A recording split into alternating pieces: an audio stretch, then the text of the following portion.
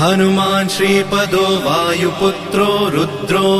नघोजरः अमृत्यवीरवीरश्च ग्रामवासो जनाश्रयः धनदो निर्गुणः शूरो वीरो निधिपतिर्मुनिः पिङ्गाक्षो वरदो वाग्मी सीता शोकविनाशकः शिवः शर्वः परो व्यक्तो व्यक्तो धराधरः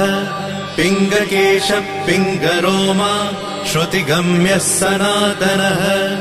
अनादिर्भगवान् देवो विश्वहेतुर्जनाश्रयः आरोग्यकर्ता विश्वेशो विश्वनाथो हरीश्वरः